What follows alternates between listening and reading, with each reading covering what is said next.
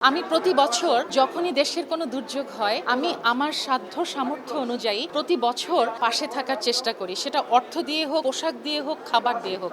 আমি আমার সর্বোচ্চ সহযোগিতা দিয়ে আমি আমার দেশের মানুষের পাশে থাকার চেষ্টা করি। আমাদের দেশে এখন প্রায় ২০ কোটি মানুষ, ২০ কোটিরও বেশি হবে হয়তোবা। একটি টাকা করেও যদি আমরা অর্থ সহযোগিতা করি তাহলে কিন্তু এই দুর্যোগগুলো আমরা সবাই মিলে মোকাবেলা করতে পারি। আমাকে যারা দেখছেন, আমার দর্শক, সেই সাথে আমার দেশের আপামর জনসাধারণকে উৎসাহিত করতে চাই একটি ব্যাপারে, আমি ইন্সপায়ার করতে চাই। আমি প্রতি বছর যখনই দেশের কোনো দুর্যোগ হয় আমি আমার সাধ্য সামর্থ্য অনুযায়ী প্রতি বছর পাশে থাকার চেষ্টা করি, সেটা অর্থ দিয়ে হোক, পোশাক দিয়ে হোক, খাবার দিয়ে হোক। গত বছর যখন এই দুর্যোগটা হয়েছিল তখন আমি পোশাক থেকে শুরু করে খাবার সরবরাহ, আমি দুটি ছোট ছোট সন্তানের মা, আমার সন্তানদের রাজধানীতে নিজস্ব জমিতে আমরা গড়ে তুলছি আপনার সুখের আবাস এডিসন রিয়েল এস্টেট।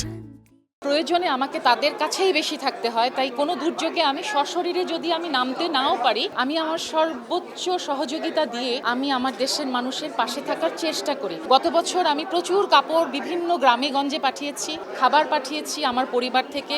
একই সাথে আমার স্বামী ঢাকা কমার্স কলেজে অ্যাসোসিয়েট প্রফেসর, সেই সাথে ঢাকা কমার্স কলেজের ছাত্রছাত্রীদেরকে দিয়েও আমরা কাপড় খাবার বিলি করেছি।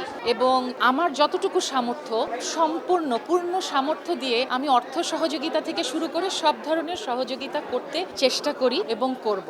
আমাদের দেশে যখন কোনো দুর্যোগ হয়, আমাদের দেশে এখন প্রায় ২০ কোটি মানুষ, ২০ কোটিরও বেশি হবে হয়তোবা। আমরা প্রতিটি মানুষ যদি একটি টাকা করেও যদি আমরা অর্থ সহযোগিতা করি তাহলে কিন্তু এই দুর্যোগগুলো আমরা সবাই মিলে মোকাবেলা করতে পারি। আর দুর্যোগে আমরা যেন ভয় না পাই, ঘাবড়ে না যাই, আমরা দুর্যোগকে সবাই শক্ত হাতে মোকাবেলা করব। আপনাদের সবার প্রতি আমার আহ্বান যে যেখানে যেমন আছেন, আপনাদের যার যতটুকু সামর্থ্য আপনারা সবাই এগিয়ে আসুন, যাতে আমরা আমাদের দেশকে আবার সুসংগঠিত করতে পারি, দুর্যোগ মোকাবেলা করতে পারি।